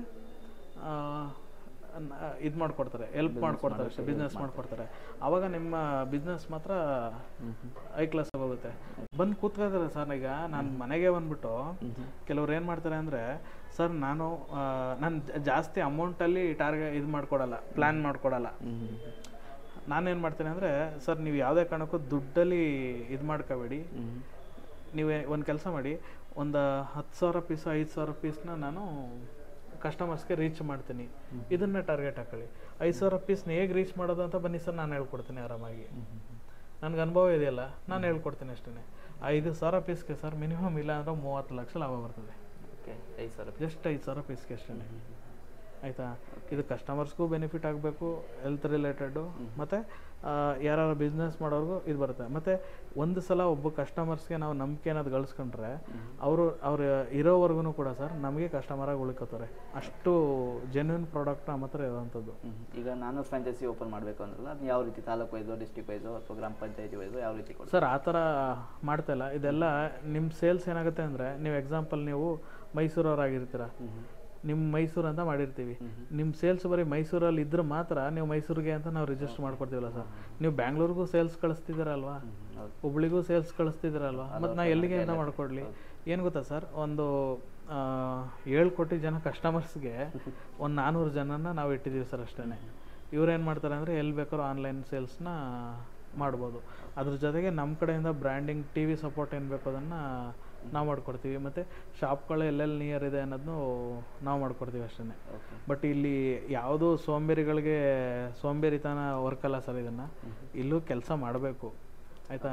ಮತ್ತು ಇನ್ನೊಂದು, ಯಾರು ಲೇಡೀಸು ಮನೇಲಿ ಇದ್ದರೆ ನೋಡಿ, ಹಸ್ಬೆಂಡು ಹೋಗಿ ವರ್ಕ್ ಮಾಡ್ತಿರ್ತಾರೆ, ನಾನು ಏನಾದರೂ ಬಿಸ್ನೆಸ್ ಮಾಡ್ಬೋದು ಅಂತ ಹೇಳಿದ್ರೆ this is the best way ಅಷ್ಟೇ. ಬಟ್ ನೀವು ಇದನ್ನು ತಗೊಂಡು ಹೋಗಿ ನೀವೇ ಮಾರ್ಕೊಳ್ಳಿ ಹೆಂಗೆ ಅಂತ ಹೇಳ್ಕೊಡಲ್ಲ. ಹೇಗೆ ಸೆಲ್ ಮಾಡೋದು ಅನ್ನೋದನ್ನ ನಾವು ನಿಂತು ಹೇಳ್ಕೊಡ್ತೀವಿ. ಇಷ್ಟ ಆಯ್ತಾ ಕಂಟಿನ್ಯೂ ಮಾಡಿ, ಇಲ್ಲ ಅಂದರೆ ವಾಪಸ್ ಕೊಡಿ. ಮನೇಲೇ ಇದ್ಕೊಂಡು ಸೇಲ್ ಮಾಡೋಂಥ 100% ಮನೇಲೇ ಇದ್ಕೊಂಡು ಸೇಲ್ ಮಾಡ್ಬೋದು. ಹಂಗೆ ಮಾಡ್ತಾ ಮಾಡ್ತಾ ಸರ್ ಎಂಥ ದೊಡ್ಡ ಶಾಪ್ಗಳು ಮಾಡ್ಕೊಂಡಿದ್ದಾರೆ ಅಂತ ಹೇಳಿದ್ರೆ ರಿಯಲಿ ಅವ್ರ ಬಗ್ಗೆ ನಾನು ಪ್ರೌಡಾಗಿ ಹೇಳ್ತೀನಿ ಸರ್. ನಮ್ಮ ಹತ್ರ ತುಂಬ ಜನ ಏನು ಗೊತ್ತಾ, ಒಳ್ಳೊಳ್ಳೆ ಕಾರ್ಸ್ಗಳನ್ನ ತೊಗೊಂಡಿದ್ದಾರೆ. ಕಾರ್ ತಗೊಳ್ಳೋಕ್ಕಿಂತ ಮೊದಲೇ ಸಾಲ ತೀರ್ಸ್ಕೊಂಡವ್ರೆ. ಎಷ್ಟು ಜನ ಸಾಲ ತೀರ್ಸ್ಕೊಂಡು ಎಷ್ಟು ಖುಷಿಯಾಗಿ ಹೇಳ್ತಾರೆ ಗೊತ್ತಾ, ಸರ್ ನಾನು ಸಾಲ ಎಲ್ಲ ತೀರ್ಸ್ಕೊಂಡೆ ಅಂತ ಹೇಳ್ತಾರೆ. ಸಾಲ ತೀರ್ಸ್ಕೊಂಡ್ಮೇಲೆ ಕಾರ್ ಇದು ಮಾಡ್ಕೋತಾರೆ, ಒಡವೆಗಳು ತಗೋತಾರೆ, ಸ್ವಲ್ಪ ಕಾರ್ನ ತೊಗೊಂಡಿದ್ದಾರೆ. ಕೆಲವರು ಮನೆಗಳನ್ನ ತೊಗೊಂಡಿದ್ದಾರೆ, 80 ಲಕ್ಷ ಮನೆಗಳು ತೊಗೊಂಡಿದ್ದಾರೆ ಸರ್. ಈ ಥರದ್ದೆಲ್ಲ ತೊಗೊಂಡಿದ್ದಾರೆ. ಮೈಸೂರು ಹೋದಾಗಲೂ ಯಾರೋ ಹೌದು ತೊಗೊಂಡಿದ್ದಾರೆ ಸರ್. ಇವರೆಲ್ಲ ಏನು ಗೊತ್ತಾ, ಅವ್ರ ಜೀವನದಲ್ಲಿ ಏನಾದ್ರು ಸ್ವಲ್ಪ ನೊಂದಿನ ಏನಾರು ಮಾಡಬೇಕಲ್ಲ, ಈ ಥರ ದಡ್ಡ ನನ್ನ ಮಗನೇ ಮಾಡೋನೆ, ಇನ್ನು ನನಗೂ ಸ್ವಲ್ಪ ಬುದ್ಧಿ ಇದೆ ಅಲ್ವಾ, ಮಾಡ್ಬೋದಲ್ವಾ, ಆ ಥರ ಯಾರು ಅನ್ಕೊಂಡು ಬರ್ತಾರೆ ಸರ್, ಡೆಫಿನೆಟಾಗಿ ಮಾಡ್ಬೋದು ಸರ್. ಎಲ್ಲ ಯೂತ್ಸೇ ನಮ್ಮ ಹತ್ರ ಇರೋರು ಅಷ್ಟೇ. ಯೂತ್ಸು ಸುಮ್ಮನೆ ಅಲ್ಲಿ ಇಲ್ಲಿ ಎಲ್ದು ಟೈಮ್ ವೇಸ್ಟ್ ಮಾಡಿ ಎಂಜಾಯ್ ಮಾಡಬೇಕು ಅಂತಿದ್ದಾರಲ್ಲ, ರಿಯಲಿ ಬನ್ನಿ ಒಂದ್ಸಲ ನೀವು ಸಮಾಜದಲ್ಲಿ ನೀವೇನು ಅಂತ ನಿಜವಾಗ್ಲೂ ಗುರುತಿಸ್ಕೊಳ್ಳಿ. ನನಗೆ ಈಗ ಒಂದು ರೀಸೆಂಟ್ ಒಂದು ಫಿಲಮ್ ನೋಡಿದೆ ಸರ್, 100% ಅದು ನನ್ನದೇ ಸ್ಟೋರಿ ಥರ ಆಗೋಯ್ತು. ಅಂದರೆ ನಾನು ಬ್ಯಾಂಕ್ ಎಂಪ್ಲಾಯ್ ಅಲ್ಲ, ಅವನಿಗೊಂದು ಏನೋ ಒಂದು ಇಂಟ್ರೆಸ್ಟ್ ಇದೆ, ಮತ್ತು ನಾನು ಜನಗಳ ಹತ್ರ ಯಾವ ಥರ ಇರಬೇಕು ಈ ಥರದಷ್ಟೇ. ಮೊದಲೇನು ಕಷ್ಟ ಅನುಭವಿಸ್ತಿದ್ದೆ ಆ ಥರ ನನಗೂ ಪ್ರಾಬ್ಲಮ್ ಬರ್ತಿತ್ತು. ಅಂದರೆ ಎಲ್ಲರಿಗೂ ಬರ್ತದೆ, ನಾನು ಒಬ್ಬರಿಗೆ ಅಂತಲ್ಲ, ಯಾರದೇ ಸಕ್ಸಸ್ಫುಲ್ ಹಿಂದೆ ಹೋದ್ರೂ ಅವ್ರಿಗೂ ನಾನು ಕಷ್ಟ ಅಂತ ಇದ್ದೇ ಇರ್ತದಲ್ವ, ಅದೇ ಥರ ನನಗೂ ಒಂದು ಪ್ರಾಬ್ಲಮ್ ಅನ್ನೋದಿತ್ತು. ಅದನ್ನು ನಾ ಏನು ಮಾಡಿದೆ ಅಂತ ಹೇಳಿದ್ರೆ, ಯಾವ ಥರ ಮಾಡಬೇಕು, ಲೀಗಲಾಗಿ ಏನು ಮಾಡಬೇಕು ಈ ಥರ ಮಾಡ್ಕೊಂಡೆ. ಡೆಫಿನೆಟಾಗಲಿ ಸರ್ ನನಗೆ ಜಾಸ್ತಿ ದುಡ್ಡು ಮಾಡಬೇಕು ಅನ್ನೋದು ಆಸೆ ಇಲ್ಲ, ಬಟ್ ರೆಸ್ಪೆಕ್ಟ್ ಯಾವ ಥರ ಸಿಗ್ತಿದೆ ಗೊತ್ತಾ ಸರ್, ಆ ರೆಸ್ಪೆಕ್ಟ್ಗೋಸ್ಕರ ನಾನು ದುಡ್ಡು ಮಾಡ್ಬೇಕು ಸರ್. ಬೇರೆ ದುಡ್ಡು ಮಾಡಿ ಶೋಕಿ ಮಾಡ್ತೀವಿ ಆ ಥರ ಇಲ್ಲ ಸರ್. ಜಸ್ಟ್ ಎಷ್ಟು ರೆಸ್ಪೆಕ್ಟ್ ಸಿಗ್ತದೆ ಗೊತ್ತಾ, ಆ ರೆಸ್ಪೆಕ್ಟೇ ಸಖತ್ ಕಿಕ್ ಕೊಡಿಯುತ್ತೆ 100% ಅದನ್ನು. ಫ್ಯಾಮಿಲಿ ರಿಲೇಟಿವ್ಸ್ ಎಲ್ಲ ಯಾವ ರೀತಿ ಇತ್ತು, ಇವಾಗ ಹೇಗಿದೆ ಸರ್? ಫ್ಯಾಮಿಲಿ ಅಂತ ಹೇಳಿದಾಗ ಎಕ್ಸಾಂಪಲ್, ಈಗ ನಿಮ್ಮದೇ ಎಕ್ಸಾಂಪಲ್ ತಗೊಳ್ಳಿ ಅನ್ಕೊಳ್ಳಿ. ಒಂದು 25-28 ವಯಸ್ಸಾಗಿರುತ್ತೆ ಅನ್ಕೊಳ್ಳಿ, ಕೆಲ್ಸಕ್ಕೆ ಹೋಗ್ತಿರಲ್ಲ, ಏನು ಮಾಡ್ತಾರೆ, ಮನೇಲಿ ಬೈದು ಏನೇನೋ ಬೈದು ವೇಸ್ಟ್ ಬಾಡಿ, ಅವ್ರ ಬಾಡಿ ಇವ್ರ ಬಾಡಿ ಅನ್ಕೊಂಡು ಏನೇನೋ ಹೇಳಿ. ಮತ್ತು ಇನ್ನೊಂದು ಏನಂದರೆ ಪಾಪ ನಮ್ಮ ಫ್ರೆಂಡ್ ಇರ್ತಾರಲ್ಲ, ನಮ್ಮ ಫ್ರೆಂಡ್ ಅವ್ರ ತಂದೆ ನಮ್ಮ ತಂದೆ ಇಬ್ಬರು ಫ್ರೆಂಡ್ ಆಗಿರ್ತಾರೆ, ಅವ್ರಿಗೆ ಗೌರ್ಮೆಂಟ್ ಕೆಲಸ ಸಿಕ್ಬಿಟ್ಟಿರ್ತದೆ, ನಾವು ಅಲಿತಾ ಇರ್ತೀವಿ. ಅವಾಗ ಹೆಂಗಿರುತ್ತೆ ಲೈಫ್ ಯೋಚನೆ ಮಾಡಿ. ಆ ಥರ ಸಿಚುವೇಶನ್ನು ಇದ್ದಂಥ ವ್ಯಕ್ತಿ ಸರ್. ಅಂದರೆ ಓದೋದ್ರಲ್ಲೇನು ಡೆಲ್ಲು ಅಂತಲ್ಲ, ಈ ಕಡೆ ಜಾಸ್ತಿನೂ ಅಲ್ಲ, ಈ ಮಿಡ್ಲ್ ವ್ಯಕ್ತಿ. ಆಮೇಲೆ ನೀವು ನಂಬಲ್ಲ, ನಾನು ಲಾಸ್ಟ್ ಬೆಂಚ್ ಸ್ಟೂಡೆಂಟೇನೆ. ತಲಾಟೆ ಅಂತ ಹೇಳಿದ್ರೆ ನಮ್ಮ ಕಾಲೇಜ್ಗೆ ಹೋಗಿ ಒಂದ್ಸಲ ಕೇಳಿ ನೋಡಿ, ಅಷ್ಟು ವರ್ಷ ಆದ್ರೂ ಇನ್ನೂ ನನ್ನ ನೆನ್ಪಿಟ್ಕೊಂಡಿದ್ದಾರೆ ಅಂತ, ಅಷ್ಟು ತಲಾಟೆ. ಸುಮ್ಮನೆ ಸರ್ಗಳನ್ನೇ ರೇಗಿಸೋದು ಮಾಡೋದು. ಬಟ್ ಓದ್ತಿದೆ, ಎಲ್ಲೂ ಫೇಲ್ ಅನ್ನೋದಾಗಿಲ್ಲ, ಪಾಸ್ ಆಗ್ತಿದೆ. ಬಟ್ ಸೀರಿಯಸ್ನೆಸ್ ಇರಲಿಲ್ಲ. ನನಗೆ ಯಾವಾಗ ಸೀರಿಯಸ್ನೆಸ್ ಬಂತು ಅಂತ ಹೇಳಿದಾಗ, ನಾನು ಮದುವೆ ಆಗಿ ನಮ್ಮ ವೈಫ್ಗೆ ಸ್ವಲ್ಪ ಜಾಸ್ತಿ ಒಡವೆನೂ ಇರಲಿಲ್ಲ, ಏನೂ ಇರಲಿಲ್ಲ. ಆ ಟೈಮಲ್ಲೆಲ್ಲ ಬರೀ ಅದನ್ನೇ ಆಡ್ಕೊಳ್ಳೋರು. ಒಂದು ತಾಲಿಗೆ ಗತಿ ಇಲ್ದೇನೆ ಇದೆಯಲ್ಲ, ಹಂಗೆ ಹಿಂಗೆ ಅನ್ಕೊಂಡು ಎಲ್ಲರೂ ಬೈಯೋರು, ಇದು ಮಾಡೋರು. ಯಾವ್ದಾರ ಫಂಕ್ಷನ್ಗೆ ಹೋಗು ಅಂದರೆ ನಮ್ಮ ವೈಫು ನಾನು ಹೋಗಲ್ಲ ಅನ್ನೋರು. ಯಾಕಂತ ಹೇಳಿದ್ರೆ ಅವರು ಆಡ್ಕೋತಾರಲ್ಲ, ಅದಕ್ಕೆ ಹೋಗಲ್ಲ ಅನ್ನೋರು. ನನಗೆ ಅವಲ್ಲೂ ಅಷ್ಟು ಸೀರಿಯಸ್ನೆಸ್ ಇರಲಿಲ್ಲ ಸರ್. ಸುಮ್ಮನೆ ಫ್ರೆಂಡ್ಸು ಅದು ಇದು ಅಂದ್ಕೊಂಡು ಇದು ಮಾಡುವೆ, ಮನೆ ಏನೋ ನಡೀತಿತ್ತು ಒಂದ್ಸಲ. ಈಗ ಕರೋನಾ ಟೈಮಲ್ಲಿ ಬಿಫೋರ್ ಸ್ಟಾರ್ಟಿಂಗಲ್ಲಿ ನನ್ನ ಮಗಳಿಗೆ ನಿಮೋನಿಯಾ ಆಗೋಯ್ತು. ನಿಮೋನಿಯಾ ಆದಾಗ ಹಾಸ್ಪಿಟ್ಲಿಗೆ ಅಡ್ಮಿಟ್ ಮಾಡಿದಾಗ ತುಂಬ ಸೀರಿಯಸ್ಸು. ಅವಳಿಗೆ ಒಂದೊಂದು ಇಂಜೆಕ್ಷನ್ 18,000 ರೂಪಾಯಿ ಆಗುತ್ತೆ, 20 ಇಂಜೆಕ್ಷನ್ ಕೊಡ್ಬೇಕಂದ್ರು. ನಾನು ಎಲ್ಲಿಂದ ತರಲಿ ದುಡ್ಡನ್ನ, ಆ ಥರ ಎಲ್ಲ ನೋಡ್ಬಿಟ್ಟು ಏನೋ ಚಿಂತೆ ಆಗೋಯ್ತು. ನಾವು ಯಾರಿಗೆ ಮೆಸೇಜ್ ಹಾಕಿದ್ದೀನಿ ಸರ್, ನಮ್ಮ ಫ್ರೆಂಡ್ಗಳಿಗೆ ಎಲ್ಲರಿಗೂ ಸೇರಿಬಿಟ್ಟು ನನ್ನ ಮಗಳದೊಂದು ಫೋಟೋ ಅಟ್ಯಾಚ್ ಮಾಡಿದ್ದೀನಿ, ICU ಇರೋದನ್ನ ಅಟ್ಯಾಚ್ ಮಾಡ್ಬಿಟ್ಟು ಈ ಥರ ಆಗಿದ್ದಾರೆ, ಒಂದು 500 ರೂಪಾಯಿನಾದ್ರು ಕಳಿಸಿ ಅಂತ ಹೇಳಿದ್ರೆ sir, believe or not 2 payment sir ಬಂದಿದ್ದು. ನನ್ನದೊಬ್ಬರು ಕ್ಲೋಸ್ ಫ್ರೆಂಡು, ಅವನ್ನ ಬಂಗಾರಿ ಅಂತ ಕರಿತೀನಿ, ಅವನ ಹತ್ರ ಇರೋದು 8,000 ರೂಪಾಯಿನ ಏನೋ ಮಾಡಿ ಕಳಿಸ್ದ. ಇನ್ನೊಬ್ಬರು ನಮ್ಮ ಸಿಸ್ಟರೇನೆ ಮತ್ತು ನಮ್ಮ ವೈಫ್ ಸಿಸ್ಟರ್ ಅವರಿಬ್ಬರಿಂದ 50,000 ಅಷ್ಟು ರಿಸೀವ್ ಆಯಿತು ಬಿಟ್ರೆ ಇನ್ನು ಯಾರ್ದು ಆಗಲಿಲ್ಲ ಸರ್. ನನಗೆ ನನ್ನ ಮಗಳಿಗೆ ಹಿಂಗಾಯ್ತು ಅನ್ನೋದು ಚಿಂತೆ ದೇವರನ್ನೇ ಆಗಲಿಲ್ಲ. ನಾನು ಒಂದು 500 ರೂಪಾಯಿಗೂ ಬೆಲೆ ಆಗಲಿಲ್ವಲ್ಲ, ಅಷ್ಟೊಂದು ಇದು ಮಾಡಿದ್ದೀನಲ್ಲ ಅಂದ್ಬಿಟ್ಟು 10 ದಿನ ಸರ್ ನಿದ್ದೆ ಮಾಡ್ದೇ ಸರಿಯಾಗಿ ಊಟ ಮಾಡ್ದೇ ಹಿಂಗೆ ಕೂತಿದ್ದೀನಿ. ಹಂಗೆ ಕೂತಿ ನನಗೆ ಒಂಥರ ಬೇಜಾರಾಗೋಯ್ತು. ನನಗೆ ಆವಾಗ ಏನು ಮಾಡಿದೆ ಅಂದರೆ ನನ್ನ ಮಗಳಿಗೆ ಹೇಗಾರು ಮಾಡಿ ಇದು ಮಾಡ್ಕೋಬೇಕಲ್ಲ ಅಂತೇಳಿ ನಮ್ಮ ಮನೇಲಿ ಇರೋವಂಥದ್ದು ಮಂಚ, ಫ್ರಿಡ್ಜು, ವಾಷಿಂಗ್ ಮಿಷಿನು, ಏನೇನು ವಸ್ತು ಇದೆ ಸರ್ ಎಲ್ಲನೂ ಸೆಲ್ ಮಾಡಿಬಿಟ್ಟು ಸರ್, ಅದನ್ನು ದುಡ್ಡು ಬೇಕಲ್ಲ ಸರ್ ಈಗ ಸೆಲ್ ಮಾಡಿಬಿಟ್ಟು ಆಮೇಲೆ ನಮ್ಮ ವೈಫು ನಾನು ಮಾತಾಡ್ಕೊಂಡಿದ್ದು ಏನಂತ ಅಂತ ಹೇಳಿದ್ರೆ, ಇರೋದು ಒಬ್ಬಳೆ ಮಗಳು, ಅವಳನ್ನ ಜಾಸ್ತಿ ಪ್ರೀತಿ ಪಡಿಸ್ತಿದ್ದೀನಿ, ಯಾರೋ ಜನಗಳು ನಮಗೆ ಸಪೋರ್ಟ್ ಮಾಡ್ತಾರೆ, ಇನ್ ಕೇಸ್ ಅವಳಿಗೆ ಏನಾದ್ರು ಹೆಚ್ಚು ಕಡಿಮೆ ಆದರೆ ನಾವು ಏನಾದ್ರು ಮಾಡ್ಕೊಬೋಣ, ನಾವು ಬದುಕೋದೇ ಬೇಡ ಅಂತೇಳಿ ಅಂದ್ಕೊಂಡಿದ್ದು ಸರ್. ಆಮೇಲೆ ಏನೋ ದೇವ್ರ ದಯೆ ದುಡ್ಡು ಹೆಂಗೋ ಅಡ್ಜಸ್ಟ್ ಆಯಿತು. ನಾವೇ ಮಾಡೋದು ಸರ್, 1 ಗ್ರಾಮ್ ಗೋಲ್ಡ್ ಇಟ್ಕೊಳ್ಳಿಲ್ಲ, ಎಲ್ಲನೂ ಸೇಲ್ ಮಾಡ್ಬಿಟ್ಟು ಇಟ್ಕೊಂಡು ಅದಾದಮೇಲಿಂದ ನಾನು ಮೈಸೂರಲ್ಲಿದ್ದೆ ಅಲ್ವಾ, ಹೀಗೆ ಸ್ವಲ್ಪ ಮಗಳು ಹುಷಾರಾದ್ಲು, ಮನೆ ಕರ್ಕೊಬಂದರು. ನೀವು ನಂಬ್ತೀರ ಸರ್, ಯಾರೂ ನೋಡೋಕ್ಕೂ ಬಂದಿಲ್ಲ. ನಾವಿಬ್ಬರೇ ಬೇವರ್ಸಿಕೊಂಡಾಗೆ ನಾನು ವೈಫು ಹಾಸ್ಪಿಟ್ಲಲ್ಲಿ. ಅವಾಗ ಬಂದಮೇಲೂ ನಮಗೆ ಮಗಳು ಸ್ವಲ್ಪ ಹುಷಾರಾದ್ಲ. ಆಮೇಲೆ ಒಂದ್ಸಲ ಸುಮ್ಮನೆ ಎಲ್ಲರೂ ಹೋಗಿದ್ದು ಬರೋಣ ಅಂತೇಳಿ ಮಂಗ್ಳೂರ್ಗೆ ಹೋದು. ಮಂಗ್ಳೂರಲ್ಲಿ ನಂಗೆ ಸ್ವಲ್ಪ ಜನಗಳು ಯಾಕೋ ಇಷ್ಟ ಆದರು. ಯಾಕಂತ ಹೇಳಿದ್ರೆ ಅವ್ರವ್ರ ಕೆಲಸ ಅವ್ರು ಮಾಡ್ಕೋತಾರೆ ಹೊರತು ಬೇರೆಯವ್ರ ತಂಟೆಗೆ ಬರೋಲ್ಲ ಸರ್. ಅವಾಗ ಇಷ್ಟ ಆಯ್ತಾ ನನಗೆ, ಮೈಸೂರಲ್ಲಿರೋಕ್ಕೆ ಇಷ್ಟ ಆಯ್ತಾಯಿಲ್ಲ. ಯಾಕೆ ಗೊತ್ತಾ, ನಂಗೆ ಯಾರೂ ಹೆಲ್ಪು ಬರಲಿಲ್ಲ, ಏನೂ ಬರಲಿಲ್ಲ ಅಂದ್ಬಿಟ್ಟು ನಮ್ಮ ವೈಫ್ಗೆ ಸುಮ್ಮನೆ ಕೇಳಿದೆ, ಇಲ್ಲಿ ಬಂದಿದ್ದು ಬಿಡೋಣ ಮಂಗ್ಳೂರ್ಲಿ ಅಂತ. ಅವ್ರು ಒಂದು ಏನಕ್ಕೆ ಏನು ಅಂತ ಕೇಳಿಲ್ಲ, ಬಂದ್ಬಿಡೋಣ ಅಂದರು. ನಾನು ಅವಾಗ ಬಂದು ಮಂಗ್ಳೂರು ಸೆಟ್ಲ್ ಆದೆ ಸರ್, 4 ವರ್ಷ. ಅಲ್ಲಿಗೆ ಬಂದ ಮೇಲೆ ಏನಾದ್ರು ಬಿಸ್ನೆಸ್ ಮಾಡೋಣ ಅಂತ ಸ್ಟಾರ್ಟ್ ಮಾಡಿದ್ದು ಅಷ್ಟೇ. ಅದಾದಮೇಲಿಂದ ನನ್ನ ಲೈಫ್ ಬಗ್ಗೆ ನಿಮಗೆ ಗೊತ್ತು ಸರ್, ಒಂದು ಚಿಕ್ಕ ಕಾರ್ನ ಗೋಲ್ ಇಟ್ಕೊಂಡೆ. ಎಲ್ಲರೂ ಅದಕ್ಕೂ ಬೈದರು, ಮನೆ ಮಾಡ್ಕೋಬೇಕು ಕಾರ್ ಯಾಕೆ ಅಂತ. ಬಿಸ್ನೆಸ್ಸಲ್ಲಿ ಏನಂದರೆ ಒಳಗಡೆ ನಾನು ಏನು ಮಾಡ್ಕೊಂಡಿದ್ದೀನಿ ಅದು ಯಾರೂ ನೋಡಲ್ಲ ಸರ್. ಹೊರಗಡೆಯಿಂದ ನಾವು ಏನು ತೋರಿಸ್ತೀವಿ ಅಂತ ಹೇಳಿ ಒಂದು ಕಾರ್ನ ತೊಗೊಂಡೆ. ಆ ಕಾರಿಂದ ಬಿಸ್ನೆಸ್ನ ಮಾಡ್ಕೊಂಡು ಸರ್ ಇವಾಗ ಯಾವ ಥರ ಆಗ್ಬಿಟ್ಟಿದ್ದೀವಿ ಅಂತ ಹೇಳಿದ್ರೆ ಸರ್, ಈಗ ಜನ್ಮಕ್ಕೆ ನನಗೆ ದುಡಿಯೋದು ಬೇಡ ಸರ್, ನಾನು ದುಡಿಯೋದೇ ಬೇಡ, ಆರಾಮಾಗಿ ಕೂತ್ಕೊಬಿಡ್ಬೋದು. ಈ ಥರ ಸ್ವಂತ ಮನೆಗಳು ಮಾಡ್ಕೊಂಡು 2-3 ಲಕ್ಸುರಿ ಕಾರ್ಗಳು ಮಾಡ್ಕೊಂಡು, ಮತ್ತು ನಮ್ಮ ಅಪ್ಪ ಅಮ್ಮನಿಗೂ ಒಂದು ಮನೆ ಮಾಡಿಕೊಟ್ಟು, ನಮ್ಮ ವೈಫ್ ಅವ್ರಿಗೂ ಒಂದು ಮನೆ ಮಾಡಿಕೊಟ್ಟು, ಅವ್ರ ಅಪ್ಪ ಅಮ್ಮನಿಗೂ ಒಂದು ಮನೆ ಮಾಡಿಕೊಟ್ಟು, ಈ ಥರದ್ದು ಯಾರು ನಮ್ಮನ್ನ ಇದು ಮಾಡ್ಕೊತೀರೋ ಅವ್ರವ್ರಿಗೆ ಮನೆ ಮಾಡ್ಬಿಟ್ಟು. ಈಗ ಯಾವ ಥರ ಆಗಿದ್ದಾರೆ ಅಂತ ಹೇಳಿದ್ರೆ, ಸುಮ್ಮನೆ ಎಲ್ಲ ಫಂಕ್ಷನ್ಗೂ ಇನ್ವೈಟ್ ಮಾಡ್ತಾರೆ ಎಲ್ಲರೂ, ಆದ್ರೆ ನಾನು ಹೋಗಲ್ಲ, ನಾನು ಸಿಗೋದೇ ಇಲ್ಲ, ಯಾರಿಗೂ ಸಿಗಲ್ಲ ಅಷ್ಟೇ. ಬಂಗಾರ ಏನೋರು ನಿಮ್ಮ ಜೊತೆಗೆ ಇದ್ದಾರೆ ಅನ್ಸುತ್ತಲ್ಲ? ಹೌದೌದು, ಅವರು ನನ್ನ ಬಿಸ್ನೆಸ್ನೇ ಮಾಡ್ಕೊಂಡು, ಅವರು ಇಲ್ಲ ಅಂದ್ರೂ ಒಂದು 20 ಲಕ್ಷ ಬಿಸ್ನೆಸ್ ಮಾಡ್ತಿದ್ದಾರೆ ಎವ್ರಿ ಮಂತ್. ಅದನ್ನು ಅಷ್ಟೇ ಸರ್, ನನಗೆ ಯಾರೆಲ್ಲ ಟಚ್ ಕೊಟ್ಟರು ಅವ್ರುಗಳು ಮಾತ್ರ ಇಟ್ಟಿರೋದು. ಅದಕ್ಕೆ ನನ್ನ ಕಷ್ಟ ನಾನು ಯಾರಿಗೂ ಆಗಬಾರ್ದು ಅಂತ ಹೇಳಿ ನಾನು ಹೆಂಗೆ ಬಿಸ್ನೆಸ್ನ ಸ್ಟಾರ್ಟ್ ಮಾಡಿದೆ ಅದೇ ಥರ ಎಲ್ಲರಿಗೂ ಸಪೋರ್ಟ್ ಮಾಡ್ಕೊಂಡು ಬರ್ತಿದ್ದೀನಿ ಅಷ್ಟೇ. ಬಟ್ ಸ್ಟಾರ್ಟಿಂಗಲ್ಲಿ ಚೆನ್ನಾಗಿ ಸಪೋರ್ಟ್ ಮಾಡ್ಕೊಡ್ತಿದ್ದೆ. ಇವಾಗ ತುಂಬ ಜನ ಆಗ್ಬಿಟ್ರಲ್ವ, ನನಗೆ ಮಾತಾಡಿ ವಯಸ್ಸಾದ್ಮೇಲೆ ನಾನೇನು ಮಾಡಿದ್ದೀನಿ ಅಂದರೆ, ಒಂದು ಲೆವೆಲ್ಗೆ ಒಬ್ಬರು ಬರ್ತಾರೆ ಈಗ ಇಂಟ್ರೆಸ್ಟಾಗಿ ಚೆನ್ನಾಗಿರ್ತಾರಲ್ಲ, ಇಂಟ್ರೆಸ್ಟಾಗಿ ಯಾರು ಕೂತ್ಕೋತಾರೆ ಸರ್, ಅವ್ರ ಜೊತೆ ನಾನು ಕೂತ್ಕೊಂಡು ಟೈಮ್ ಸ್ಪೆಂಡ್ ಮಾಡ್ತೀನಿ. ಈಗ ಬಿಸ್ನೆಸ್ ಮಾಡಿ ನಾನು ಸಪೋರ್ಟ್ ಮಾಡ್ಕೊಡ್ತೀನಿ, ಈ ಥರ ನಾನು ಹೇಳ್ಕೊಡ್ತೀನಿ ಸರ್ ಅಷ್ಟೇ. ಇಟ್ಸ್ ರಿಯಲಿ ಬಿಸ್ನೆಸ್ನ ಆರಾಮಾಗಿ ಮಾಡ್ಬೋದು, ಆದರೆ ನನಗೆ ಫಸ್ಟ್ ಆಫ್ ಆಲು ಇಂಟ್ರೆಸ್ಟ್ ಇರಬೇಕು. ನನಗೆ ಇಂಟ್ರೆಸ್ಟ್ ಇದ್ರೆ ಮಾತ್ರ ಬಿಸ್ನೆಸ್ ಮಾಡ್ಬೋದು ಹೊರತು ಏನೋ ಒಂದು ಕಾಟಾಚಾರಕ್ಕೆ ಸತ್ಯವಾಗ್ಲೂ ಬಿಸ್ನೆಸ್ ಆಗಲ್ಲ. ಅಂಥವ್ರು ದಯವಿಟ್ಟು ಬರೋಕ್ಕೆ ಹೋಗಬೇಡಿ, ಆಗೋದು ಇಲ್ಲ ಅದನ್ನು, ಆಯಿತಾ. ಸುಮ್ಮನೆ ನಮಗೂ ಕೆಟ್ಟ ಹೆಸರು ತರ್ತಾರೆ, ಇಲ್ಲ ಹೋದ ಅವ್ರದ್ದೇ ತಪ್ಪಿದ್ರು ಯಾರಿಗೆ ದೂರ್ತಾರೆ ಹೇಳಿ, ಆಯಿತಾ. 1000 ಕಮೆಂಟ್ಸ್ ಹಾಕ್ತಾರೆ ಸರ್, ಸುಮ್ಮನೆ ವಿಡಿಯೋ ನೋಡ್ಬಿಟ್ಟು ಕೈಲಾಗಲ್ವಲ್ಲ ಕಮೆಂಟ್ಸ್ ಹಾಕೋದು, ಸುಮ್ಮನೆ ಮಾಡಿ ತೋರಿಸಿ ಆಯಿತು. ಈಗ ನಾನು ಮಾಡಿದೆ ಅಲ್ವಾ, 0ಇಂದನೇ ಮಾಡಿದೆ. ನೀವು ಬೇಕಾದ್ರೆ ನಾನು ಹಿಸ್ಟ್ರಿ ಚೆಕ್ ಮಾಡಿ, ಭರತ್ ರಾಜ್ ಅಂತಲೇ ಮೈಸೂರಲ್ಲಿ ನಾನು ಹಿಸ್ಟ್ರಿ ಚೆಕ್ ಮಾಡಿ ನೋಡಿ, 0ಇಂದನೇ ಸ್ಟಾರ್ಟ್ ಮಾಡಿದ್ದೀನಿ. ಇವಾಗ ಹೇಗಾಗಿದ್ದೀನಿ ಅಂತಲೇ ಯಾರು ಬೇಕಾದ್ರೂ ಹೇಳ್ತಾರೆ ಅಷ್ಟೇ, ಅರ್ಥ ಆಯ್ತಲ್ವಾ. ಮಾಡಿ, ಏನು ಬೇಕಾದ್ರೂ ಮಾಡಿ. ಈಗ ಟಿ ವಿಯವರೆಲ್ಲ ಗುರ್ತಿಸ್ತಾರೆ ಅಂದರೆ ಸರ್, ನೀವೇ ಅರ್ಥ ಮಾಡ್ಕೊಳ್ಳಿ. ಆ ಥರ ಯಾರಿಗೂ ಗುರ್ತಿಸ್ತಾರಂಥ ವ್ಯಕ್ತಿ ಫೋನ್ ಮಾಡ್ತಾರೆ ಎಲ್ಲರೂ ಅಷ್ಟೇ. ಒಳ್ಳೆ ಪೊಲಿಟಿಷಿಯನ್ ಆಗಲಿ, ಫಿಲಮ್ ಆ್ಯಕ್ಟರ್ಸ್ ಆಗಲಿ, ಎಲ್ಲರೂ ಪರಿಚಯ ಆದರು, ಚೆನ್ನಾಗಿ ಇದು ಮಾಡಿದ್ರು, ಮತ್ತು ಒಳ್ಳೆ ರೆಸ್ಪೆಕ್ಟ್ ಕೊಡ್ತಾರೆ. ರೆಸ್ಪೆಕ್ಟ್ ಹೌದು, ಮತ್ತು ಖುಷಿ ಆಗುತ್ತೆ. ತುಂಬ ಜನಕ್ಕೆ ಆಯುರ್ಬ್ರಹ್ಮ ಯಾರೋ ಓನರ್ಸ್ಗಳು ಅನ್ನೋದೇ ಗೊತ್ತಿಲ್ಲ. ಆ್ಯಕ್ಚುಲಿ ನಮಗೆ ದುಬೈಗೆ ಹೋದಾಗ ಯಾರೋ ಒಬ್ಬರು ಸಿಕ್ಕಿದ್ರು. ಅಲ್ಲಿ ಏನು ವರ್ಕ್ ಮಾಡ್ತಿದ್ರು ಅಂತ ಕೇಳಿದ್ರು, ಕನ್ನಡದವ್ರನ್ನೇ. ಆಯುರ್ಬ್ರಹ್ಮ ಗೊತ್ತು ಬಿಟ್ರೆ ಆಯುರ್ಬ್ರಹ್ಮ ಸ್ಟಮಕ್ ಏನಂದ ತಕ್ಷಣ ಅವಾಗ ಆಯ್ತಲ್ಲ ಖುಷಿ, ಅದರಷ್ಟು ನಿಜ ಅದಾಗಿಲ್ಲ. ತುಂಬ ಖುಷಿ ಆಗೋಯ್ತು. ಆಮೇಲೆ ಇನ್ನೊಬ್ರು ಯಾರೋ ಫಿಲಮ್ ಡೈರೆಕ್ಟ್ರು ಅಷ್ಟೇ, ಆಯುರ್ಬ್ರಹ್ಮ ಅಂದ ತಕ್ಷಣ ಸ್ಟಮಕ್ ಕೇರ್, ಆಯುರ್ಬ್ರಹ್ಮ ಅಂದರೆ ಸ್ಟಮಕ್ ಕೇರ್, ಈ ಥರ ಮೇನ್ ಪ್ರಾಡಕ್ಟ್ ಇದೆ. ಆದರೆ ಕೆಲವ್ರಿಗೆ ಆಯುರ್ಬ್ರಹ್ಮ ಗೊತ್ತಿಲ್ಲ ಅಂದ್ರೆ ಸ್ಟಮಕ್ ಕೇರ್ ಗೊತ್ತು. ಅಷ್ಟು ನೇಮ್ ಮಾಡಿಬಿಟ್ಟಿದೆ ಸರ್ ಇದನ್ನು.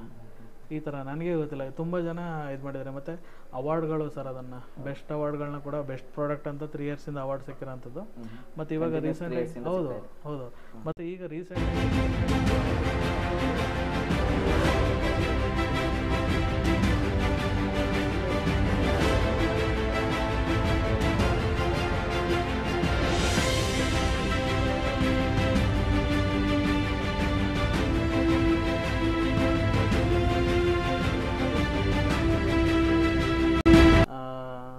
ನನಗೆ ಡಾಕ್ಟ್ರೇಟ್ ಸಿಕ್ಕಿದೆ ಸರ್. ನನ್ನ ಗೌರವಾನ್ವಿತ ಡಾಕ್ಟ್ರೇಟ್ ಆಗಿ ಒಬ್ಬರು ಯೂನಿವರ್ಸಿಟಿಯವರು ಸೆಲೆಕ್ಟ್ ಮಾಡಿ ಆಗಿದೆ. ಅದನ್ನು ನಾನು ಬೇಕಾದ್ರೆ ನಿಮಗೆ ಫೋಟೋಗಳನ್ನ ಶೇರ್ ಮಾಡಿಕೊಡ್ತೀನಿ.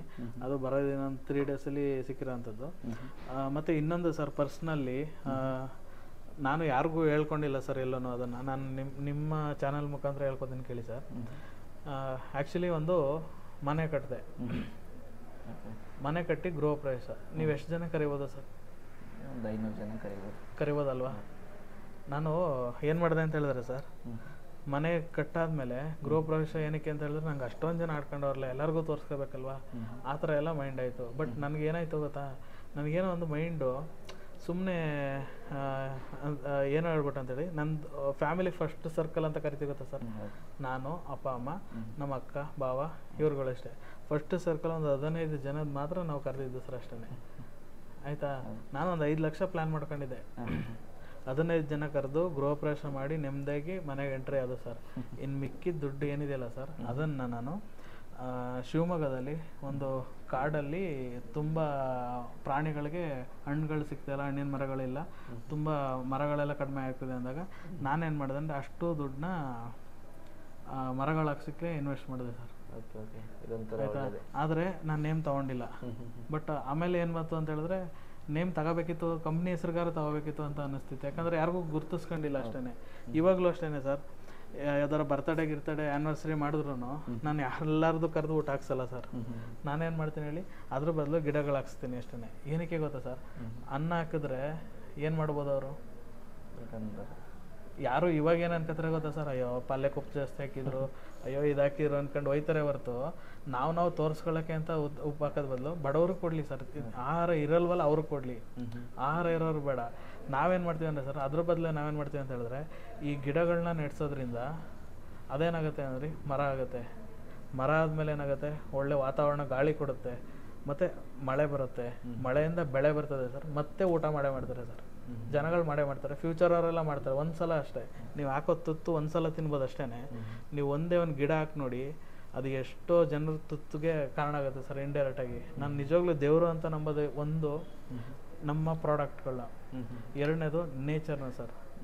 ನಾನು ದೇವಸ್ಥಾನಕ್ಕೆ ಹೋಗ್ತೀನಿ, ಭಕ್ತಿಯಿಂದ ಕೈ ಮುಗಿತೀನಿ, ಆದರೆ ನನಗೆ ಜಾಸ್ತಿ ಭಕ್ತಿ ಇರೋದು ನೇಚರ್ ಸರ್. ನೀವು ಹೋಗಿ ನೀವು ಬೇಕಾದ್ರೆ ನೇಚರ್ ಮುಂದೆ ಹೇಗಾರು ಕೇಳ್ಕೊಳ್ಳಿ, ಅದು ನಿಮಗೆ ಸಿಗುತ್ತೆ, ಗ್ಯಾರಂಟಿ ಸಿಗುತ್ತೆ. ಅದನ್ನು ನಿಮ್ಗೆ ಅದಕ್ಕೇ ಏನು ಗೊತ್ತಾ, ಒಳ್ಳೊಳ್ಳೆ ದೊಡ್ಡ ದೇವಸ್ಥಾನಗಳಿಗೆ ಹೋದಾಗ ನೆಮ್ಮದಿ ಸಿಗೋದು ಯಾಕೆ ಹೇಳಿ?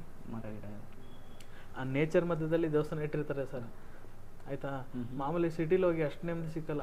ಧರ್ಮಸ್ಥಳಕ್ಕೆ ಹೋಗಿ, ತಿರುಪತಿಗೆ ಹೋಗಿ, ಸುಬ್ರಹ್ಮಣ್ಯಕ್ಕೆ ಹೋಗಿ ಯಾಕೆ ಹೇಳಿ ಅಷ್ಟು ನೆಮ್ಮದಿ ಸಿಗುತ್ತೆ?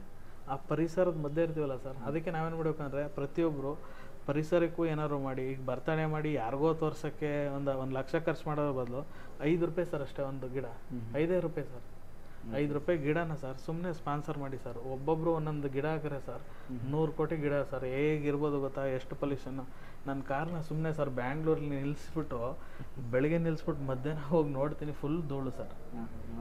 ಎಷ್ಟು ಪೊಲ್ಯೂಷನ್ ಸರ್, ಆಯ್ತಲ್ವಾ. ಅದ್ರ ಬದಲು ಒಳ್ಳೊಳ್ಳೆ ಗಿಡಗಳನ್ನ ನೆಡಿ ಸರ್, ನಿಜವಾಗ್ಲೂ ಅಷ್ಟೇ. ಇದನ್ನು ಮಾಡ್ಬೋದು. ಅದ್ರ ಜೊತೆಗೆ ಒಂದು ಸ್ಕೂಲಲ್ಲಿ ಯಾವ ಥರ ಮಾಡ್ತಿದ್ವಿ ಅಂತ ಹೇಳಿದ್ರೆ, ಯಾವ್ದಾರ ಮಕ್ಕಳುಗಳಿಗೆ ಫೀಸ್ ಕಟ್ಟೋಕ್ಕಾಗ್ತಿರ್ಲಿಲ್ಲ, ಒಳ್ಳೆ ಸ್ಕೂಲಿಗೆ ಸೇರಿಸಿದ್ದಾರೆ. ಈಗೇನು ಗೊತ್ತಾ ಸರ್, ಒಳ್ಳೆ ಸ್ಕೂಲಿಗೆ ಸೇರಿಸ್ಬೇಕಂತ ಸೇರಿಸ್ಬಿಡ್ತಾರೆ ಪಾಪ ಮಕ್ಕಳನ್ನ. ಆದರೆ ಅವ್ರುಗಳಿಗೆ ಫೀಸ್ ಕಟ್ಟೋಕ್ಕಾಗಿರಲ್ಲ ಒಂದೊಂದ್ಸಲ. ಅಂಥ ಮಕ್ಕಳಿಗೆ ನಾನು ಏನು ಮಾಡಿದೆ ಅಂದರೆ, ಹೋಗಿ ಪ್ರಿನ್ಸಿಪಲ್ ಹತ್ರ ಡೈರೆಕ್ಟಾಗಿ, ಯಾರು ಫೀಸ್ ಕಟ್ಟೋಕೆ ಒದ್ದಾಡ್ತಿದ್ದಾರೆ, ಇಷ್ಟು ದಿನ 6 ತಿಂಗಳಾದರೂ ಯಾರು ಕಟ್ಟಿರಲ್ಲ ಅಂಥವ್ರನ್ನ ನೋಡ್ಬಿಟ್ಟು ನಾನು ಸ್ವಲ್ಪ ಫೀಸ್ಗಳನ್ನ ಕಟ್ಕೊಡ್ತಿದ್ದೀನಿ. ಆದರೆ ಆ ಮಕ್ಳಿಗೆ ಯಾರು ಕಟ್ತವ್ರೆ ಅನ್ನೋದು ಗೊತ್ತಿಲ್ಲ ಸರ್. ಆ ಹೆಸರು ಬೇಡ, ಹೆಸರು ಕಟ್ಕೊಂಡು ಏನೋ ಬೇಕಿತ್ತು. ನಾನು ಯಾವುದೇ ಕಾರಣಕ್ಕೂ ಎಲೆಕ್ಷನ್ಗೆ ನಿಲ್ಲಲ್ಲ, ಪ್ರಚಾರ ಮಾಡ್ಕೊಳಕ್ಕೆ ಇಷ್ಟ ಇಲ್ಲ. ಹಂಗನ್ಬಿಟ್ಟು ಎಲ್ಲರೂ ನನಗೂ ಮಾಡಿ ಅಂತ ಹೇಳಿದ್ರೆ ನಾನು ಮಾಡಲ್ಲ. ಆಯ್ತಲ್ವಾ? ನನಗೆ ಮನಸ್ಸಿಗೆ ಯಾವಾಗ ಖುಷಿ ಆಗುತ್ತೆ ಅವಾಗ ನಾನು ಹೋಗ್ಬಿಟ್ಟು ಏನು ಮಾಡ್ತೀನಿ ಅಂತ ಹೇಳಿದ್ರೆ, ಆ ಸ್ಕೂಲ್ಗೆ ಹೋಗಿ ಸೆಲೆಕ್ಟ್ ಮಾಡ್ಕೊಂಡು ಕಟ್ಟಕ್ಕೆ ಒದ್ದಾಡ್ತಾರೆ ಸರ್, ಪಾಪ ಎಲ್ಲರೂ ಕಷ್ಟಪಟ್ಟಿರ್ತಾರೆ. ಆ ಥರದವ್ರನ್ನ ನೋಡಿ ಅವ್ರ ಫೀಸ್ನ ಕಟ್ಕೊಡ್ತೀನಿ ಅಷ್ಟೇ. ಅವಾಗ ಅವ್ರ ಹತ್ರ ಹೇಳ್ತೀವಿ, ಮೇಡಮ್ ಹತ್ರ ಹೇಳ್ತೀನಿ, ನಿಮ್ಮ ಫೀಸ್ ಯಾರೋ ಕಟ್ಟಿದ್ದಾರೆ ಅಂತ ನಾನು ಹೇಳಿಸ್ಬಿಟ್ಟು ಕನ್ಫರ್ಮ್ ಮಾಡಾದ್ಮೇಲೆ ನಾನು ಬರ್ತೀನಿ, ರಿಸಿಪ್ಟ್ ತಗೊಬರ್ತೀನಿ ನಾನು. ಆದರೆ ಮೇಡಮ್ಗೆ ಹೇಳ್ತೀನಿ, ಯಾರು ಕಟ್ಟಿದ್ರು ಅನ್ನೋದು ದಯವಿಟ್ಟು ಹೇಳ್ಬೇಡಿ, ಈ ಥರ ಬರ್ತೀವಿ ಸರ್. ಇದೆಲ್ಲ ನಾವು ಸೇವೆ ಮಾಡ್ತೀವಿ ಅಂತ ಹೇಳಿದ್ರೆ, ನಾವು ಸೇವೆ ಮಾಡ್ಬೇಕಂತ ಹೇಳಿದ್ರೆ ಸರ್, ನಾನು ಬಿಸ್ನೆಸ್ ಮಾಡ್ಬೇಕು ಸರ್. ಆಯಿತಾ? ನಾನು ಬಿಸ್ನೆಸ್ ಮಾಡ್ಬೇಕು ಅಷ್ಟೇ. ಕೆಲಸ ಮಾಡ್ಕೊಂಡು ಆಗುತ್ತೆ, ಆದರೆ ಅವ್ರಿಗೆ ಫೈನಾನ್ಸ್ ಮ್ಯಾನೇಜ್ ಮಾಡೋದು ಗೊತ್ತಿರಬೇಕು. ಅದನ್ನು ಹೇಳ್ಕೊಡ್ತೀನಿ ನಾನು. ಬಿಸ್ನೆಸ್ ಮಾಡೋರಿಗೆ 1 ಲಕ್ಷ ಸಂಪಾದನೆ ಮಾಡಿದ್ರು ಅಂದರೆ ಅದನ್ನು ಹೇಗೆ ಇಟ್ಕೋಬೇಕು, ಎಲ್ಲಿ ಹೂಡಿಕೆ ಮಾಡಬೇಕು ಅನ್ನೋದನ್ನು ನಾನು ಹೇಳ್ಕೊಡ್ತೀನಿ. ನನಗೆ ತಿಳಿದಿರೋ ಮಟ್ಟಿಗೆ ನಾನು ಹೇಳ್ಕೊಡ್ತೀನಿ. ಇಲ್ಲಾಂದ್ರೆ ಏನು ಗೊತ್ತಾ, 1 ಲಕ್ಷ ಬಂದರೆ ಏನೇನೋ ಮಾಡಿ ಹೆಂಗೆಂಗೋ ಖರ್ಚು ಮಾಡಿಬಿಡ್ತಾರೆ. ಅದು ಕೂಡ ಸ್ಟಾರ್ಟ್ ಮಾಡಿಕೊಡ್ತೀನಿ. ನೀವು ಅಷ್ಟೊಂದೆಲ್ಲ ಸುತ್ತಾಡ್ತೀರಾ, ಹೇಗೆ ಮ್ಯಾನೇಜ್ ಮಾಡ್ತೀರಾ ಸರ್? ಅಷ್ಟೊಂದೆಲ್ಲ ಸುತ್ತಾಡ್ತೀರಾ ಬೇರೆ ಬೇರೆ ದೇಶಕ್ಕೆ ಸರ್? ಅದೇ ಸರ್, ಈಗ ನನಗೆ ಇನ್ನೊಂದು ಆಸೆ ಏನಂದರೆ ಎಲ್ಲ ಕಂಟ್ರಿನೂ ನಾನು ನೋಡಬೇಕು ಅನ್ನೋದು ಆಸೆ ಇದೆ ಅಷ್ಟೇ. ಏನು ಪಕ್ಕದವ್ರಿಗೆ ಹೋಗೋ ಕಾಸು ಇಲ್ದಿರೋ ವ್ಯಕ್ತಿ ಎಲ್ಲ ಕಂಟ್ರಿಗೂ ಹೋಗ್ಬೇಕು ಅನ್ನೋದು ಆಸೆ ಇರ್ತದಲ್ಲ ಸರ್. ಒಂಥರ ಜನಗಳನ್ನ ಮತ್ತು ಅಲ್ಲಿ ರೂಲ್ಸ್ಗಳನ್ನ ಅದನ್ನೆಲ್ಲ ನೋಡಿದಾಗ ನಂಗೆ ಇನ್ನೂ ಸ್ವಲ್ಪ ನಾಲೆಜ್ ಬರ್ತದೆ. ನನ್ನ ಬಿಸ್ನೆಸ್ನ ಹೇಗೆ ತೊಗೊಂಡೋಗ್ಬೋದು. ಇದಕ್ಕೋಸ್ಕರ ನಾನು ಏನು ಮಾಡ್ತೇನೆ ಅಂದರೆ, ಎಲ್ಲ ಕಂಟ್ರಿಗಳು ಒಂದೊಂದ್ಸಲ ವಿಸಿಟ್ ಮಾಡ್ತೀನಿ, ಅಲ್ಲಿ ಯಾವ್ದಾದ್ರು ಪ್ರಾಡಕ್ಟ್ಗಳಿದಾರ ನೋಡ್ತೀನಿ, ಅವ್ರು ಯಾವ ಥರ ಮಾರ್ಕೆಟ್ ರನ್ ಮಾಡ್ತಾರೆ, ನನಗಿಂತ ಈಸಿಯಾಗಿ ಏನಾರು ಸಿಗ್ತೈತಾ. ಸತ್ಯವಾಗ್ಲೂ ನಮ್ಮಷ್ಟು ಈಸಿ ಯಾರೂ ಮಾಡ್ತಿಲ್ಲ ಸರ್. ಈಸಿ ಹಾಗೇ ಚೆನ್ನಾಗಿ ವರ್ಕ್ ಆಗುತ್ತೆ.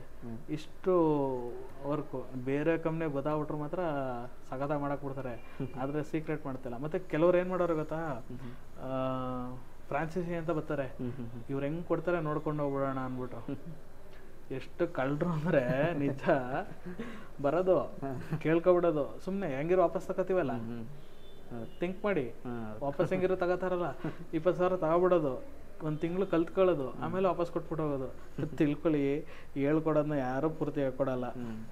20,000 ಹೇಳ್ಕೊಟ್ಟಿರ್ತೀವಿ ಹೊರತು, ನಾನು ನಂಬಿ ಯಾರು ನಿಂತ್ಕೋತಾರೆ ಅವ್ರಿಗೆ ತಲೆ ಹೇಳ್ಕೊಡ್ತೀನಿ ಹೊರತು, ಕಂಪ್ಲೀಟ್ ನಮ್ಮಲ್ಲೇ ಐಡಿಯಾಸ್ಗಳನ್ನ ನಾವು ಇಟ್ಕೋತೀವಿ ಸರ್. ಅರ್ಧ ಅವ್ರ ಜೀವನಕ್ಕೆ ಆಗಷ್ಟು ಹೇಳ್ಕೊಡ್ತೀವಿ ಸರ್ ಅಷ್ಟೇ. ಆ ಥರ ತುಂಬ ಜನ ಏನು ಮಾಡಿದ್ದಾರೆ ಅಂದರೆ, ಅವ್ರವ್ರದ್ದೇ ಬಿಸ್ನೆಸ್ನ ಸ್ಟಾರ್ಟ್ ಮಾಡ್ಕೊಂಡಿದ್ದಾರೆ ನಮ್ಮ ಹತ್ರ ತೊಗೊಂಡೋಗಿ. ಆದರೆ ನಮ್ಮ ಹತ್ರ ಇರೋರು ಹೇಗಿದ್ದಾರೆ ಸರ್? ನಾನು ಇನ್ನೊಂದು ಖುಷಿ ವಿಚಾರ ಏನು ಗೊತ್ತಾಯಿತು, ನಾನು ಎಷ್ಟು ಹೆಮ್ಮೆಯಿಂದ ಹೇಳ್ಕೊತಿದ್ದೀನಿ ಗೊತ್ತಾ. ನಾನು ಸಂಪಾದನೆ ಮಾಡಿದ್ದೀನಿ ಅಂತ ಹೇಳೋದಕ್ಕಿಂತ ಎಷ್ಟೋ ಜನಕ್ಕೆ ನಾನು ಮಾಡಿಸಿದ್ದೀನಿ ಅಂತ ಹೇಳ್ತಿದ್ದೀನಿ ಪ್ರೌಡಾಗಿ, ಅದನ್ನು ವಿತ್ ಪ್ರೂಫು.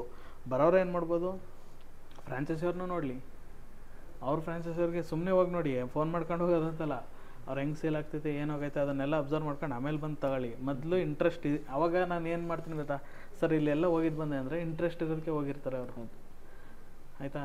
ನಾನು ಈಗಲೂ ಹೇಳ್ತಿದ್ದೀನಿ ಸರ್, ನೀವು ನಮ್ಮ ಡಿಸ್ಕ್ರಿಪ್ಷನಲ್ಲಿ ಫೋನ್ ನಂಬರ್ ಹಾಕಿರ್ತಾರೆ, ನೀವು ಫೋನ್ ಮಾಡ್ಕೊಂಡು ಕೇಳ್ಕೊಂಡು ಕೂರೋದ್ರ ಬದಲು ಡೆಫಿನೆಟಾಗಿ ಇಂಟ್ರೆಸ್ಟ್ ಇದ್ದರೆ ಡೈರೆಕ್ಟಾಗಿ ಬರೋಸರ್ನೇ ಮೀಟ್ ಮಾಡ್ಬೇಕಂತ ಅಷ್ಟು ಇಂಟ್ರೆಸ್ಟ್ ಇದ್ದರೆ ಒಂದು ಡೇಟ್ನ ಕೊಡ್ತಾರೆ. ಆ ಡೇಟ್ಗೆ ನೀವು ಬಂದರೆ ನಾನೇ ಮೀಟ್ ಆಗ್ತೀನಿ ಎಲ್ಲರನ್ನೂ ಸರ್.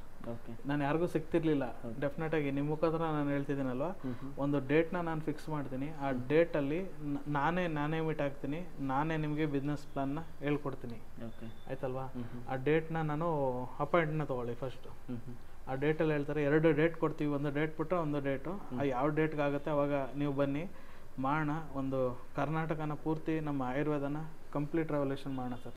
ಫ್ರೆಂಡ್ಸ್, ನಾನಿವತ್ತು ರಿಟೇಲ್ ಫ್ರಾಂಚೈಸಿದು ಈ ಪ್ಲ್ಯಾನ್ದು ಬಿಸ್ನೆಸ್ ಪ್ಲ್ಯಾನ್ನ ತೊಗೊಂಡ್ರೆ ಯಾವ ರೀತಿ ಉಳಿಸ್ಬೋದು, ಎಷ್ಟಕ್ಕೆಲ್ಲ ನಿಮಗೆ ಸಿಗುತ್ತೆ ಅಂತ ತೋರಿಸ್ಕೊಡ್ತೀನಿ. ನೀವೇನಾದರೂ ಒಂದು 20,000 ರೂಪಾಯಿ ಐಟಮ್ಸ್ನ ಪರ್ಚೇಸ್ನ ಮಾಡಿದ್ರೆ 30% ನಿಮಗೆ MRPನಲ್ಲಿ ಡಿಸ್ಕೌಂಟ್ನ ಕೊಡ್ತಾರೆ. ಫಾರ್ ಎಕ್ಸಾಂಪಲ್ ಹೇಳಬೇಕಂದ್ರೆ, ಸ್ಟಮಕ್ ಕೇರ್ ನಿಮಗೆ MRP 899 ರೂಪಾಯಿ ಇರುತ್ತೆ.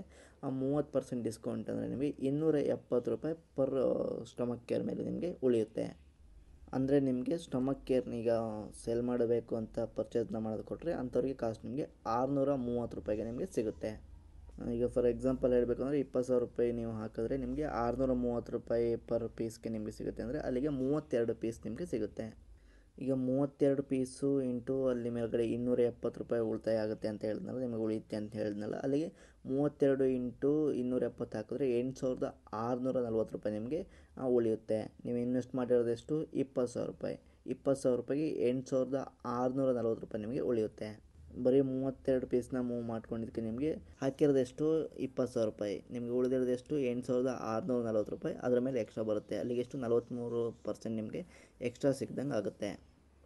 ಅದೇ ನೀವೇನಾದರೂ 1,00,000 ಆಗೋಷ್ಟು ಸ್ಟಾಕ್ನ ಏನಾದ್ರು ತೊಗೊಂಡ್ರೆ ನಿಮಗೆ 159 ಪೀಸ್ ಬರುತ್ತೆ. 159 ಪೀಸ್ ಇಂಟು ಆಗಲೇ ಹೇಳ್ದಂಗೆ ಪರ್ ಪೀಸ್ಗೆ ನಿಮಗೆ 270 ರೂಪಾಯಿ ಉಳಿಯುತ್ತೆ ಅಂತ ಹೇಳಿದೆ. ಅಲ್ಲಿಗೆ ನಿಮಗೆ 42,930 ರೂಪಾಯಿ ನಿಮಗೆ ಉಳಿಯುತ್ತೆ. ಇನ್ನು ಹೌ ಟು ಸೇಲ್, ಇಷ್ಟೆಲ್ಲ ಪರ್ಚೇಸ್ ಮಾಡಿದ ಮೇಲೆ ಸೇಲ್ ಹೇಗೆ ಮಾಡೋದು ಅಂತ ಇರುತ್ತೆ.